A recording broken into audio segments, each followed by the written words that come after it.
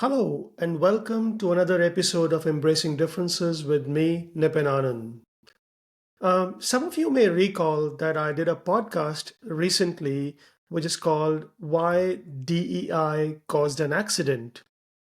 This podcast was done in response to President Trump's attribution to the DEI policy, which he believed caused the Washington River accident, the air accident. And I had used the framework of Ernest Becker, the famous anthropologist, in this podcast. And after I published that podcast, I actually got in touch with Professor Sheldon Solomon, who is a renowned professor in this space.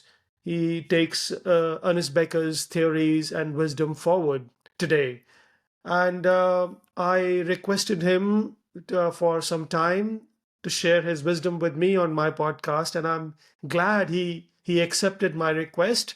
And here we are having a conversation together on on understanding culture. And of course, you will get to hear him in a minute or so. But what is so fascinating about this hour-long discussion is the importance of drawing from different disciplines, be it academic, be it religious, be it political, be it from the practitioner world, but how important it is to pull from these different disciplines to kind of make any sense of what culture is all about. And it is very refreshing to me, at least, because our industry has bought into a monomyth, which is culture is all about structure, culture is all about processes, about leadership, and about systems. And I think it's so misleading. Even if you listen to the first 15 minutes of this podcast, I mean, if you it probably take you at least twice or thrice to go back to Sheldon's wisdom. But if you listen to the first 15 to 19 minutes of the 20 minutes of this podcast, you come to understand how little we know about culture. So without much ado, let's start a conversation with Professor Sheldon Solomon. I'm so excited about it. How should I address you? Sheldon is good. Sheldon, please. My joke is I only use Dr. Solomon when the police stop me. So when they're like, "Well, what are you doing, asshole?" I'm like, "Well, that's Doctor Asshole." Oh, wonderful, wonderful. I think in the last couple of minutes, I learned so much about you, but perhaps it would be good to for the audiences to know who you are, what's your interest, and then we can take it from there. Yes. Yes, that would be great. Thank you so much for having me today. My name's Sheldon Solomon, and I am a psychologist at Skidmore College by trade, and in New York in the United States. And for the last 45 years or so, my colleagues were experimental social psychologists, and we've been captivated by Ernest Becker's ideas about the extent to which our awareness of death and our general unwillingness to accept the reality of the human condition underlies a substantial proportion of human activity, such that whether we're aware of it or not, and mostly we're not, we as human beings have an overriding proclivity to want to overcome death rather than accept it as an intricate part of a life well lived. Yes, and perhaps it would be good to just unpack this bit because I think this is a very, very solid foundation of Becker's theories that why the whole idea of denial of death in the first instance. Yes. Okay, good. Let's start at the outset. What attracted me, Nippon, to Becker's work is in the first paragraph of the book, The Birth and Death of Meaning. He says, I want to understand why people do what they do when they do it. So he was interested in a broad motivational account of why do we do stuff. And his approach, as we were discussing earlier, was very interdisciplinary. He just said, look, if we're going to ask big questions, it would be unfortunate to not respectfully consider input from all disciplines, be they academic, religious, secular, or so on. And he's like, all right, let's start with Darwin. And Darwin's like, humans are not that different than anything that's alive because we're biologically constructed to want to persist over time in the service of survival as well as reproduction. Right, well, that's how we're similar to everything that's alive, but we're also uniquely different. Even Darwin realized, and Becker builds on this idea, that without being overly arrogant, we do have a rather ginormous forebrain that gives us the capacity to think abstractly and symbolically to the point, and it's amazing, where we can imagine something that doesn't even exist and then have the audacity and technical and manual skills to convert our dreams into reality. That's awesome. And just sitting in a chair should make us grateful for the capacity to alter reality to make it closer to adhere to our desires. Right? And one of those abstract cognitive capacities is the awareness of our own existence. That's We right. take that for granted, but in fact, it is arguably a uniquely human quality. A rose bush is here and doesn't know it. Raccoon's here, doesn't know it. But each of us, we're here and we know it. And here he's relying on the existential philosopher Kierkegaard, who said, we're so smart that we realize that we're here. And then Kierkegaard goes on and he says, yeah, and when you realize that you're here, that is both awesome and dreadful. Awesome to know that you're here because at our best moments, and I like how Becker puts it, if you step back a minute, what are your best moments? And it's not when you want a Nobel Prize or $1 million, even though those things might make us momentarily happy. It's really just the spontaneous exuberance that arises from the awareness of our very existence, and why most of us, if we get to choose between being like a person or a plant, would probably prefer to be people. All right, that's the awesome part of it. And I'm always, because I'm in the United States, I'm like, I have to tell the people that I teach, let's remember that life at its best is just so fundamentally amazing that we need no more than that to be remarkably grateful. Right, on the other hand, it is dreadful to be alive and to know it because of three things. You realize that, like all living things, your life is of finite duration and you too will someday die. That's existential kick in the groin, number one. Number two is the concurrent realization that your death can happen at any time for reasons you can't anticipate or control. And number three, and Becker adds this to just kick us in the psychological groin. He's like, yeah, and if you know you're here, it's hard not to notice that you're an embodied animal. And you're no more significant or enduring than lizards or potatoes. And what Becker said is that if that is all we thought about every day, I'm going to die, I can walk outside and get hit by a meteor, and I'm a breathing piece of defecating meat, we wouldn't be able to stand up in the morning. We would be so devastated by existential terror that it would literally render us incapable of surviving in most environments. And so, what Becker, as a cultural anthropologist, proposed is that the way that human beings manage existential terror is through the construction and maintenance of what he called culturally or cultural worldviews. Just humanly constructed beliefs about reality that we share with the folks around us that give us a sense that life has meaning and we have value. And to unpack that just a little bit, and then I'll stop talking, is when Becker talks about meaning, he's like, look, every culture has these amazing accounts of the origin of the universe, amazing prescriptions for how we ought to behave while we're here, amazing promises of the prospect of immortality, either literally or symbolically, when we're no longer here.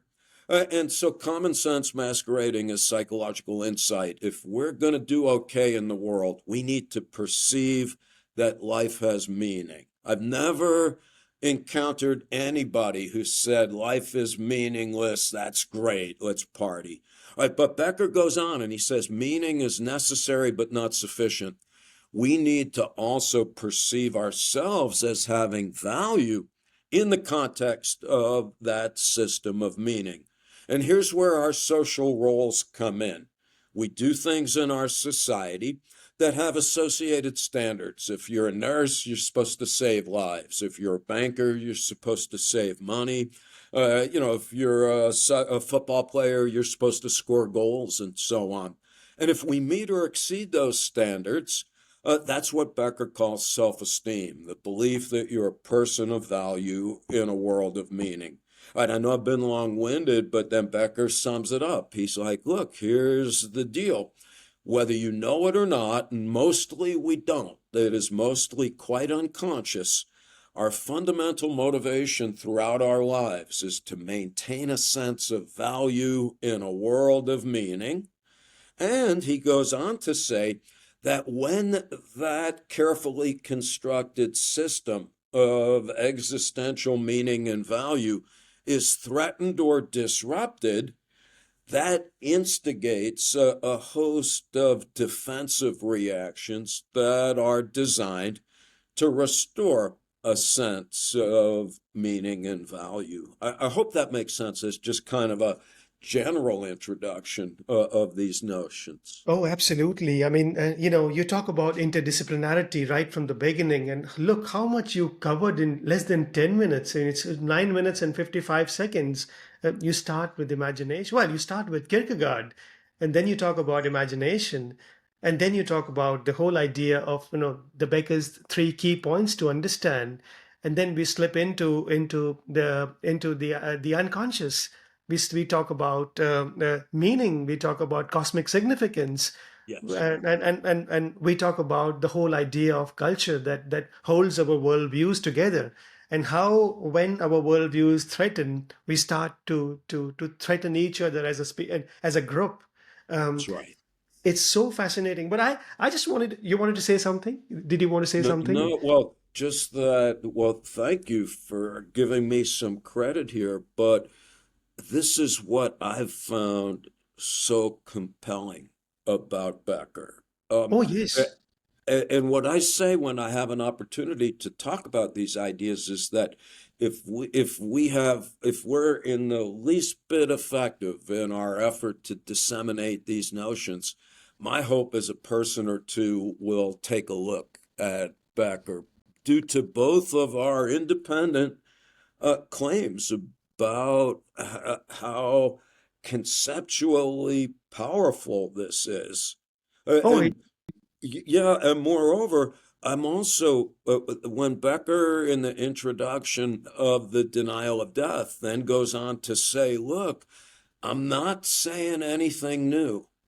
I'm just stepping back and I want to look at the wisdom of the ages. I know it sounds like a cliche, but the original title of Becker's book, The Denial of Death, I don't remember it exactly, but it was long and dense, and after a colon, it was the integration of science and religion. oh, Becker's point is that there's a lot of roads to the truth, and he's like, we're choking on truth, and academics are spending so much of their time egotistically trying to generate something new why don't we step back and distill thousands of years of insight and wisdom? And that's I'm equally amazed when I'm like, let me tell you what Becker says in the first two chapters of The Birth and Death of Meaning, which is basically what I was doing. Yeah, it It's packs yeah. a really powerful conceptual punch, as it were. And more than well, of course it is conceptual, but it's the synthesis of what you call the wisdom of ages and sages. Because I was actually I we did a workshop last year, last week, Sheldon, and so part of this workshop was, or a lot of it was about semiotic walks, and going on for walking into a church, walking into a temple, and then ended up walking into the Apple store to show how much of it is a quest for meaning, how much of it is the commonality between the myths, the symbols, and the rituals is breathtakingly amazing, and it's all quest for meaning. All of it is quest for meaning in a universe that has no meaning whatsoever, that doesn't care for your meaning at all. I couldn't have said it better. Oh How no, do no. But we? let me just show you something which you started off with imagination. So we Yes, enter into the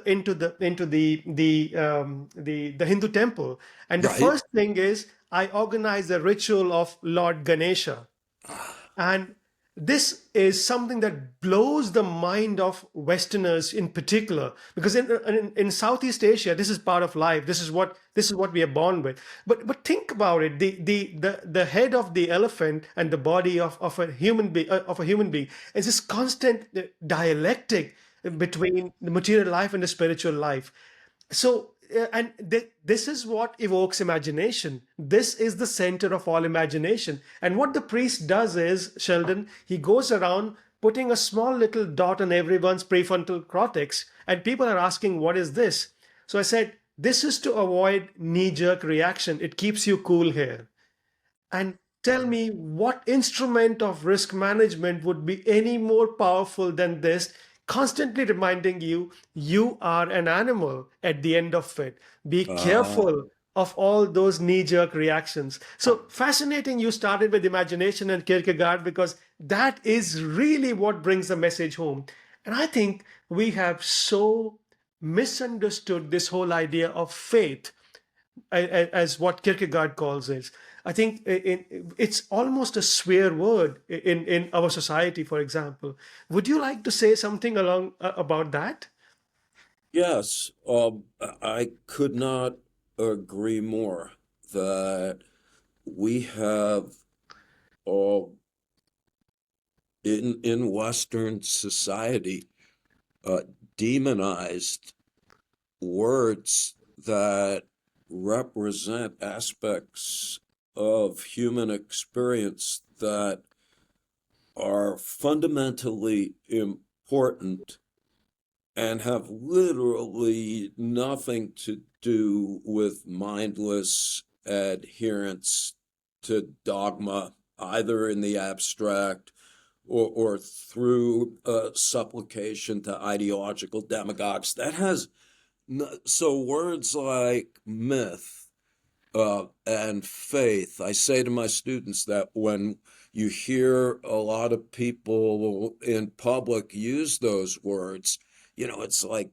gallons of excrement tumbling out of your face, rather than, again, as Becker asks us to do, is to step back and realize the origin of those words, and to understand, which is very difficult for folks in the West, myself included, but less so for folks with an Eastern take on these matters. Faith and reason are by no means antithetical, nor is myth and reality. At their best, they're, as you've already intimated, they're what make us uniquely human. The unbelievable capacity for a dialectical relationship between that which we imagine and that which ultimately happens. I love how Rollo May, in a book called The Cry for Myth, puts it when he's like, hey, it's easy to dismiss myth as just something that the weak and limp-wristed adopt in, defensive response to sheer terror.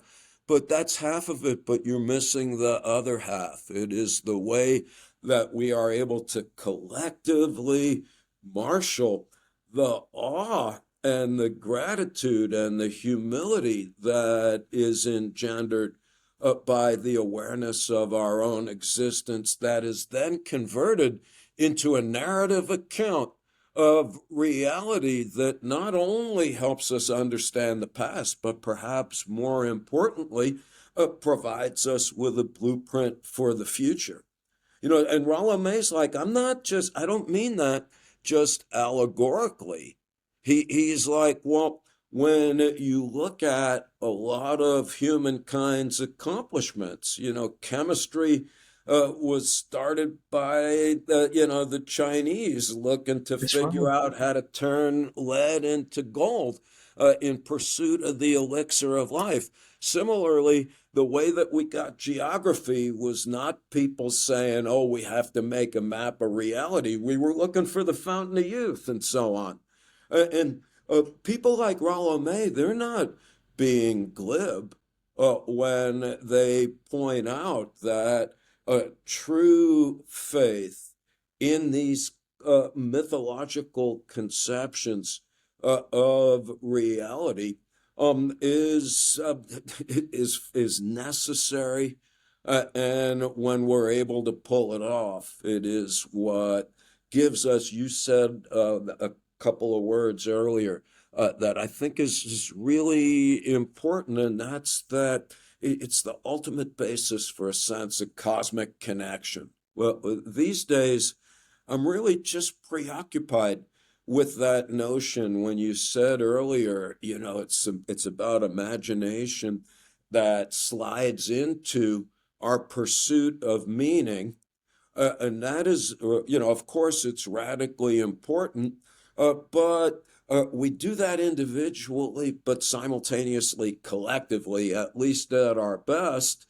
And what I find most compelling these days are psychologists who point out that there's a lot of different ways of fostering psychological well-being, but they all appear to have like one big thing in common, and that's that they contribute to this fundamental sense of being connected to everyone and everything.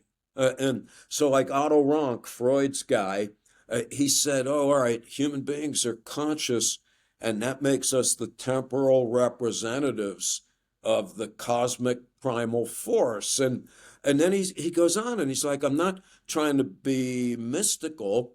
It's just that if you're alive and if Darwin's right, then every one of us is related to the first form of life. And if that's true, then we're related to everything that's ever been alive, to everything that's now alive, to everything that will be alive. And that's not only happens to be just true, but it's also radically consequential because most of us in the West, unfortunately, in my opinion, we're taught that if you're not the absolute best at what you do, then you're a failure, right? If you're not as rich as Elon Musk, you're a failure. If you're not as tall as the tallest person on the basketball court, you're a failure. But what this idea of cosmic connection, I think, makes very salient is just reality. Most of us are not Buddha or Jesus or Mother Teresa or Elon Musk, but that does not render any of us meaningless or inconsequential. Because if we're all literally cosmically connected, then it's not for us to say what effects anything that we do are going to have on the world around us thereafter. So, I mean, my silly example, but I'm not sure it's silly, is, you might be walking on the street someday, and you know how sometimes you just see somebody, you don't know them, you'll never see them again, but your eyes meet momentarily, and you just have one of those mutual nods of, I know that you know that we know that we're here.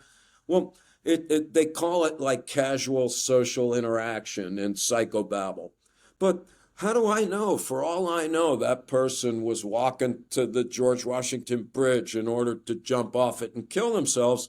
But my momentary acknowledgement of their very existence deflected them from that intention. And I don't know, I may die tomorrow, but maybe that person who was going to kill themselves is the one who goes on and ends up being our next Buddha or Jesus or Martin Luther King. And Absolutely. so there's every one of us is radically consequential, but it's not for us to judge. It's the rippling effect of our experience here, which is both, the way I see it, an amazing opportunity as well as an amazingly poignant and potent set of moral obligations. We are, the way I put it these days, again, here in the United States, is we're always yammering for liberty, for freedom, and entitlement without any consideration whatsoever about our concurrent obligations to ourselves and those around us. And Oh, yes. Oh, yeah. And this is so fascinating because I come from a culture, Sheldon, where everything and everyone is connected. yes, Everything and everyone is connected. You worship not only the animals, but you have so much respect for rivers, for rocks, for everything. everything. In polytheistic religions, for example, you have an archetype for everything. You think of it, and the energy exists Yes, somewhere. And I think that maybe this is also down to faith, that we do believe that there is a God with a capital G that controls the universe, and there is no way you can be one with God. Whereas in polytheistic religions, for example, you can choose to have the name of a god, and nobody will object to that at all. In fact, it's encouraged to have the name of the god, so you can be equivalent with the god. But your point is so powerful, that uh, I think it was Thomas Fuchs who refers to the idea of interaffectivity, that we are all affected by each other. yes, And I think Jung calls it collective unconscious, that's which right. is, and what is it that brings Sheldon and Nippon on a conversation, miles and miles apart from each other, because we share certain things in common. Here's a moment of synchronicity that we get to have a conversation with each other. Yes. And I think I find that very compelling, very comforting. And moreover, uh, I see it as the primary source of the, literally horrifying level of existential disease, not disease, put a hyphen between dis and ease. It is the case right now that in many Western industrialized countries, that the level of existential distress is quite unbearable. And, some of people say, well, it's the confluence, the planet's melting, the fascists are taking over, economic instability is rampant, as is our hostility to other people who don't share our views of the world. Yeah, but underlying all of that is a malignant manifestation of death anxiety that persists primarily, I would submit, because of a lack of this very cosmic connection. The average person right now, and part of this is the result of the pandemic, uh, doesn't have much in the way of genuine social connections. I tell my students, take your fucking phone, if you'll pardon the obscenity, and throw it in the toilet.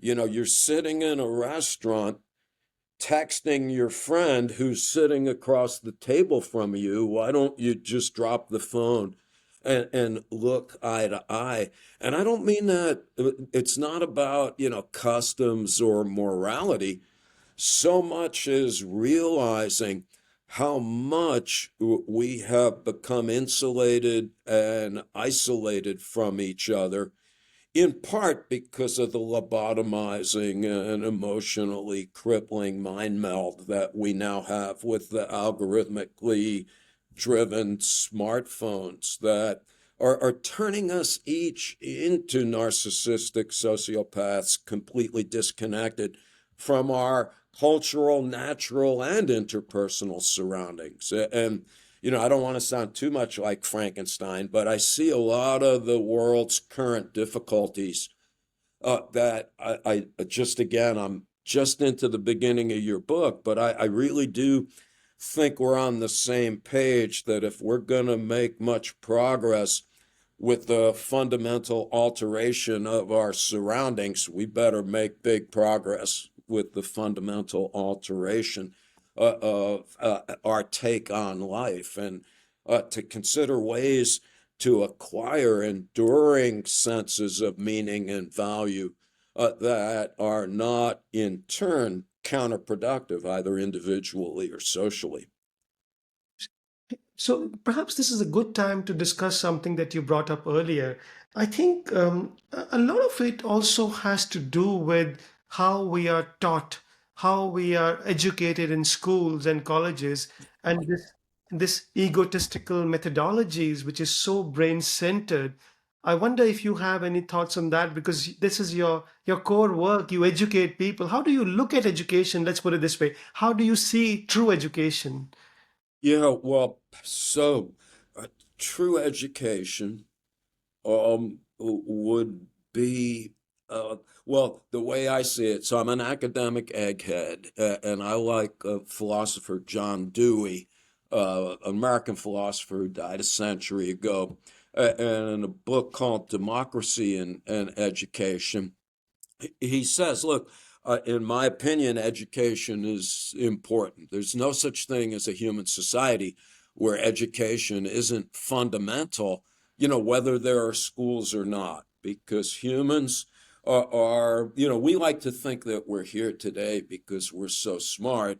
But literally, crows and bees are smarter than many of my students, and myself included. We're here today. We are smart, but it's our capacity to accumulate knowledge and pass it on over time. We are cumulative cultural entities, and that body of knowledge that takes thousands, if not tens of thousands of years to acquire, you need education of some sort to pass that over time. I call it transgenerational learning. But anyway, so Dewey's like, okay, well, education. Well, and he's like, well, part of it has got to be socialization, just learning the language and the customs and traditions of the group to which we belong.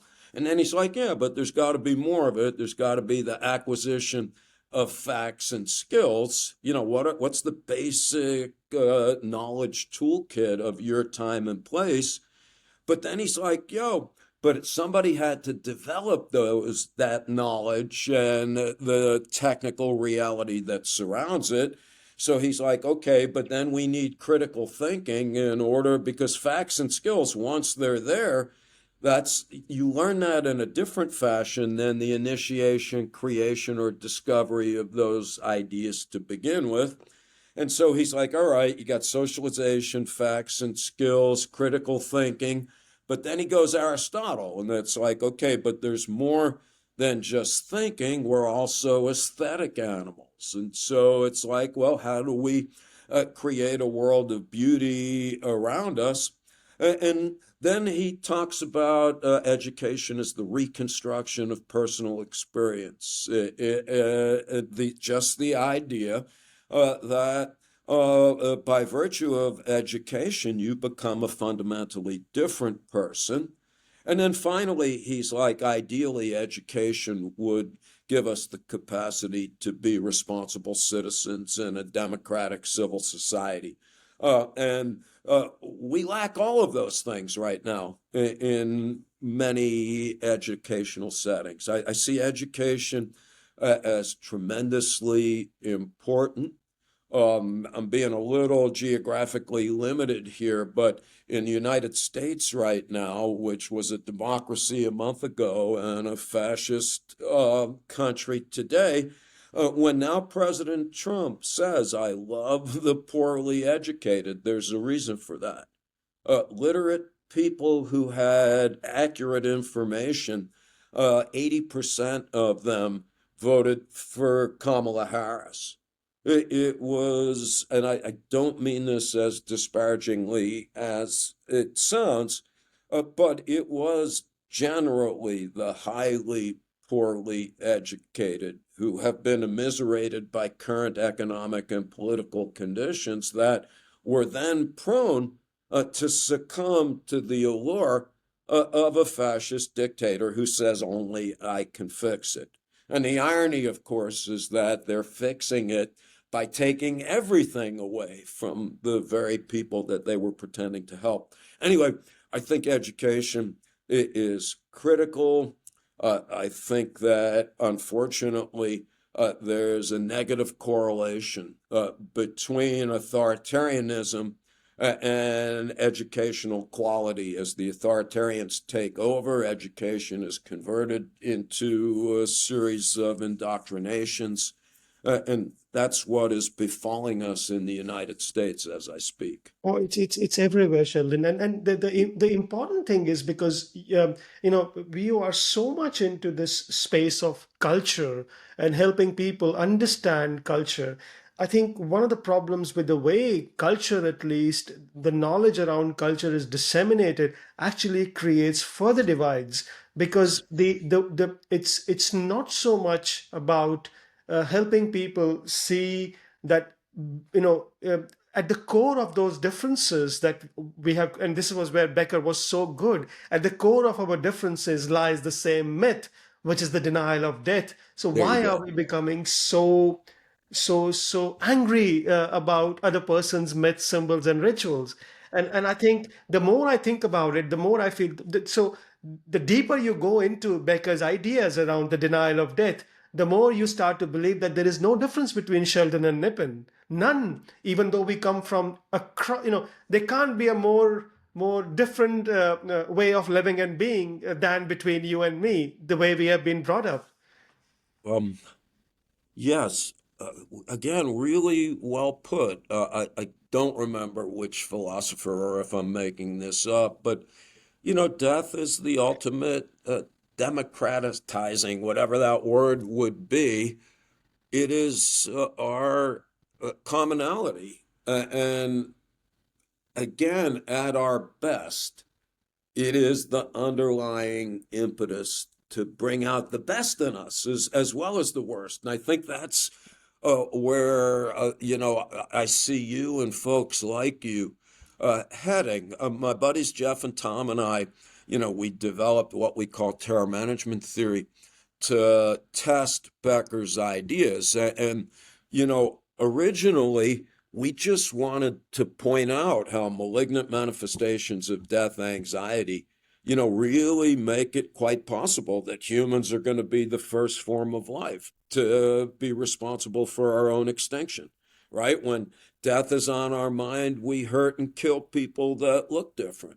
We're more apt to vote for Hitler or Donald Trump.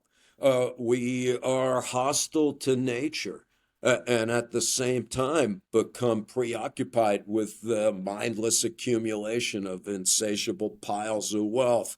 When death's on our mind, as Kierkegaard put it, we get tranquilized with the trivial. We sit in our houses watching TV, eating sugar, drinking alcohol, popping a few Xanax while we do TikTok and so on. And so that's the downside, is that death anxiety, when we bury it under the psychological bushes, it comes back to bear bitter fruit. Right? But this is not to say that we need to eliminate death anxiety with massive doses of narcotics, because Anxiety is not always pleasant, but I love Kierkegaard's point, which is that sometimes anxiety is yourself calling yourself to find yourself. It's literally kind of a heads up, and I find that amazing. And I like how Becker describes both Kierkegaard and Heidegger's take on these matters, which is what we are. You're going to die whether you like it or not. That is going to make us anxious, whether we like it or not. But we don't always have to engage in a mindless flight from death. We can rather engage in a conscious set of ongoing reflections about and contemplations of our mortality. And as current research, now connecting with ancient wisdom, tells us, yeah, when we do that, we're infused with a sense of awe. And when that happens, that gives us an amazing sense of gratitude. And when that happens, we're humble. And again, I'm being a little pedantic, but when my students hear the word humble, they're like, oh, that's bad. I'm like, no, it is not self-deprecating. Humility is the realization of your microscopic and ultimately inconsequential place in the overall scheme of things, but that doesn't make you meaningless or invaluable. Rather, it just puts things in a better perspective, which gets back to the point I was ranting about earlier, which is our job. We're not all here to change the world immediately. We're all here to be as a verb, not a static noun. And if we do that with a sense of grace, and I'm using that word intentionally because when the Bible tells us about these things, Oh, yes. rather, I like how Paul Tillich, the Protestant theologian, put it. And it's like, the Bible is great, but when we run amok is when people take the symbols too literally. And that's when you have to kill somebody because they're not worshiping the same icon or flag or so on. But anyway, I think that these are things that are tremendously important and directions that we can now be going in. So you get this sense of awe and gratitude and humility.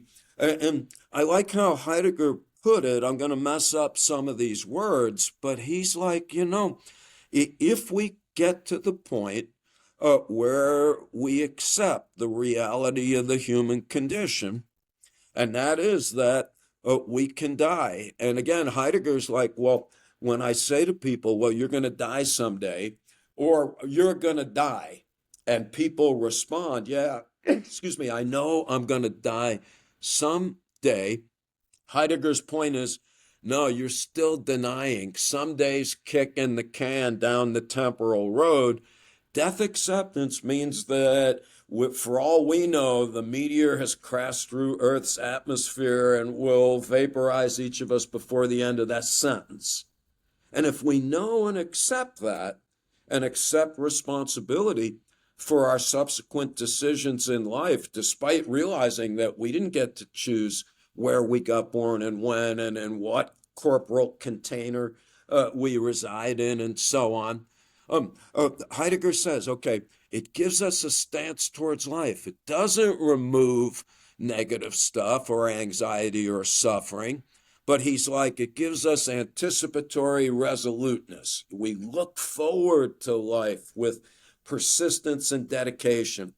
And then he's like, and that gives us solicitous regard to everyone and everything around us. English translation for American students. It means that we care about things, everyone, everything. Excuse me again. And then he says, and when you're in that state of mind, life feels like just this ongoing adventure perfused with unshakable joy. And I love those words. And I love them in part because he gets there from a secular perspective. The religious folks who I admire get to the same place from a spiritual one. Yeah, Uh, and isn't it interesting that the entire discourse today is complete the opposite, which is to move from uncertainty towards order. yes, If you look at the Greek myth, for example, or the Christian myth, which is what we have been sold to today, it's all about moving from uncertainty to certainty, from chaos yes, to order. And it's a linear path. So I work in the risk and safety world, Sheldon, and the entire symbolism of the risk and safety world centers around the idea of I am here to save your life. That's yes, what every expert in every organization is selling, every consultant is selling. And the moment you say that death is real and there's no real escape from it, let's make the most of our time here together. Let's try and see us through our differences. I think it's so unreal for many people to think along those lines. Is no, that's correct. But is it not ironic that it is reality that is unreal? In other words, uh, Absolutely. Oh, yes, absolutely. Yeah. Yeah. There's a very wonderful symbol here in my semiotic cupboard, and this is the notion of an expert, and the trouble is that this expert is the reason for most deaths. yes, The man with the longest penis, because he knows it all. He controls death, which is, as you very rightly said, it's more unreal than any unreality. so this is great. I'm not sure if you can see I can this. see it. Yes, yes. Oh, Uh, wonderful. You see. One of my students in evolutionary psychology, who was an art major, yeah, after I had talked about the same Yes, thing. exactly, exactly. So That is it's great. it's and this is all symbolism of denial of death, Absolutely. and you're very right. The masses take it very literally, the whole meaning of denial of death. And if you look at the ancient symbol of Ouroboros, it is such a wonderful thing to think about because there is no living without destroying That's correct. yourself. When you go into the Hindu temple, you have to literally break a coconut on the floor because you cannot learn until you shatter the ego. The Greeks Yes, break the plate, the Indians crack the coconut. But these myths have such powerful meanings because today, in today's world, nobody is willing to let go of of the ego, what they that's right. already know. Um, it's This is why I was so keen to hear from you about what is your take on Becker's work, such a powerful thesis of denial of death. What should leaders and policymakers and people in decision making space, what should they take from his wisdom? Well, to just, as silly as it sounds, to just be aware of what it is that is the overriding motivational determinant of human activity. I just, in Ernest Becker's book, Escape from Evil, he starts the book by saying, I'm pessimistic, but I'm not cynical. And he's like, look, humans, it gets back to the point Robert J. Lifton, the psychohistorian, made, which is that we may destroy, we may literally destroy the human race in our egotistical claim that we're doing so in the service of destroying evil. So he's like, most of the evil in the world is because of these hyper arrogant, narcissistic sociopaths saying they're going to rid the world of evil. And Becker's like, now that we have the technology to reduce the earth to a smoldering heap, it might be tempting to get cynical, but he's like, I'm not. I want to, think about how we can extricate ourselves from these concerns. And I can't remember if I made this up or if Lifton did, but, it's like, okay, the counterpoint is humans have a pretty good track record of getting ourselves out of some pretty difficult situations when we have an accurate understanding of what's causing them. And the example I use in our book is the plague in the Middle Ages. It killed half of the people in Europe. And as long as we thought that it was just because of evil spirits, which is what they thought at the time, yeah, people kept dying. But then when somebody suggested it was bacteria, that led to the development of penicillin. And many of us are alive today by virtue of that discovery. Well, Becker's thought was that it would be good if the average individual, he's like, I'm not trying to get famous myself. I want these ideas to enter public discourse at all levels. I'm not saying we should be in kindergarten telling the kids in diapers they're going to die, but he's like, why is it not a part of our educational curriculum? Why is it not diffused throughout our culture? And then he really stressed, why isn't it that every world leader is unaware, profoundly unaware of these ideas? And as we were corresponding in anticipation of today, yet 20 or so years ago, 25 years ago, I was part of a project with another Becker scholar, Greg Bennick, and it was Greg's idea. He's like, well, this may sound silly, but let's write to the leader of every country on earth and say, we think these are important ideas, and we just want to come and talk to you about what Becker's saying. And we're not saying we have any solutions, but what we are saying is that history tells us that a really profound understanding of what's going on can sometimes be useful. So anyway, we wrote a letter. This was back in the days of mail.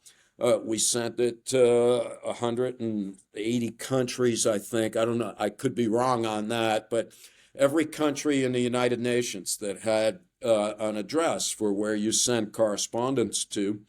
And this was in the year 2000, and we only got about 10 responses. And most of them were quite cavalier. Canada is like, no. The United States wrote back and said that peace is bad for business, so fuck off. They didn't quite say it that way. China's like, we're not doing that, we'll kill you.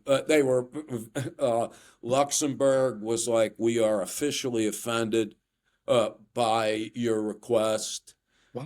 And then anyway, and then two countries, Belize and Guyana, we got faxes from their government saying, yeah, well, come see us. Anyway, we were going to go to Belize the week after September 11th, 2001, and that got canceled. But a couple of months later, we went to Guyana and spent an afternoon with the president of Guyana, an amazing gentleman whose name I've forgotten, of Indian heritage, because again, I'm so ignorant. I did not realize that Guyana was like half Indian and half Anglo-Saxon. An amazing gentleman, profoundly interested in these ideas, but who also said, I think these ideas are important. And equally important is that the people in my country have enough to eat today. And he then went on to point out, and it was one of the most amazing experiences, frankly, I've ever had, because I don't want to sound glib, but most of the politicians that we elect in our country are literally, if not morons, just ideological demagogues. Here was this amazingly well-educated, thoughtful human being seriously engaging with these ideas while noting that any radical change on the internal level will need to be predicated or at least coincident with radical structural changes in the global economic system, which, as he described, was basically a wealth and resource extraction machine, diverting materials from most of the world to the individuals that have a narcissistically sociopathic infinite desire for wealth. And anyway, it was just amazing. And we have thought about trying to resurrect that idea from time to time.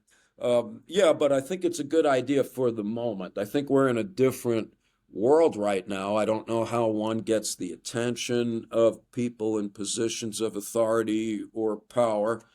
Yeah, but it would be interesting if someone were given an opportunity to summarize Becker's ideas in an hour in the General Assembly at the United Nations. Again, back to the rippling effect that we referred to earlier. There might be a world leader who is struck by these notions just like you and I were, and might realize by virtue of that recognition that we really do, that leaders really do have an obligation to simultaneously attend to the practical and concrete concerns along with the more spiritual ones. Again, back to America, Jimmy Carter, who was an American president who just died in the 1970s. He was the last president that I admired because this is when there was a gas problem. There was no petroleum at the pumps. And he gave a very famous speech in the 1970s where he's like, it's not about gas prices. This is about a crisis of meaning and value. And he asked Americans to consider the possibility that we behave in accordance with our professed values, that when we say that people are entitled to equal opportunity, well, why don't we actually act that way? And instead, right now in my country, what we have is the opposite. We have an Yes. administration in place that is literally asking people to be more angry, more cruel, and more fearful. And again, I would submit that that's in the interest of making the external superstructure of that which surrounds us politically, economically, religiously, educationally, uh, less useful to the average individual. Yeah, Yes, wonderful. And you are so right. I live in the world of risk and accidents and safety. And one of the things that I find very, very powerful in Becker's work is that, of course, every time there is an accident in an organization, there's a complete cognitive dissonance because, it's like the death of an organization. It's complete death. But from there comes very good things sometimes when you face the reality, the plague that you mentioned. When you look into the plague and you see it's not the witchcraft, it's not the evil, it's the bacteria. When you face that reality, I think some great things come out of there of that experience. The thing is that we are not always very good at broadcasting those things. We keep them internal. We like to sort them out internally, but to the outside world, we show no, no, no, no, nothing has gone wrong. Everything is intact. But I think yes. even that recognition within is a very powerful thing because it brings some really powerful changes. Like it happens to us in personal lives. We get hurt, we get wounded, and then we That's right. suddenly there is a realization. And I think at that level, I feel at a very, very individual level, these are very powerful theories to help to push people to the level, to the cliff, to the edge of their dissonance. And maybe 1 out of 100 will look at themselves, and I think it's every worth it. I like that thought. And I think that I'm not trying to be, um, yeah, I'm not trying to be or to romanticize this, but I really do think that that's where there's grounds for hope. That obviously there's a lot of major structural changes that I believe will be necessary for humankind to persist in a satisfactory fashion. But I am really convinced of the merits of what you just intimated, Nippon, which is it's going to be a bottom up um, resurrection of our humanity at its best. I don't think it's like, oh, we have to change and become fundamentally different creatures. I think it's we've got to spin the existential gyroscope a bit and get us back to embracing culturally constructed visions of reality, as you alluded to earlier, not linear, circular. That doesn't mean you're not going anywhere, but it means that you are not in the unfortunate position of aiming for an unattainable standard that, we call it progress, but it's really a death denying vision of reality that is claiming that, yeah, at its best, there'll be no problems because there'll be no death and so on. Yes, yes. Yeah.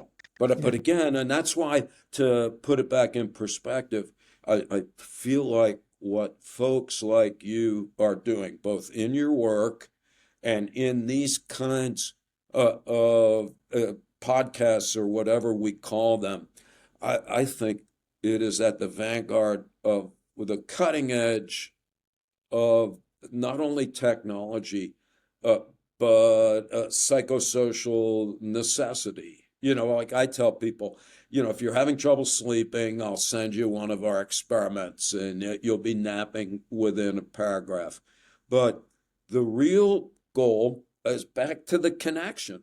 It's lovely that you wrote to me, and then here we are having a conversation. And I can't speak for you, but I find our interests and views on these matters to be remarkably in parallel. I've enjoyed talking to you immensely, and selfishly, I'd be delighted to do that again. But let's say there's one person out there that is like, oh, wow, I've thought about these things, and this really has enlivened and excited me. Yeah, that's I think the step by step hope, and yeah, I know that folks who make these kinds of programs, yeah, you'd be like, well, I hope there's a few million people that listen. Me too, but if there's 6 people that listen, that's okay also, as long as one of them uh, fired up a neuron in response to something that we've That's all said. that matters. That's It all is that. all that Yeah. matters. And I'll go one more step and speak for both of us and tell me if you disagree. I hope that that we're not saying that we're the all-encompassing repositories of wisdom, the ultimate arbiters of truth and beauty. We're saying that we find these ideas compelling, and that we're hoping to disseminate them in order to foster constructive engagement. If we're wrong, let us know. In other words, you know how to find us, and this is just an invitation to get in touch. Um, uh, at the moment, it's kind of a unilateral. We're spewing ideas to too often.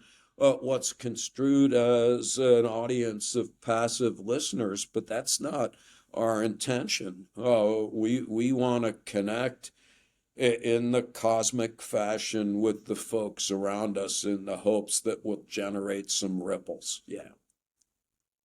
Wonderful, wonderful. What a wonderful meeting with you. What a beautiful time spent together. Is there Yes, anything thank you you. would like to say as we close this wonderful conversation? No, just that I'm very grateful for having it.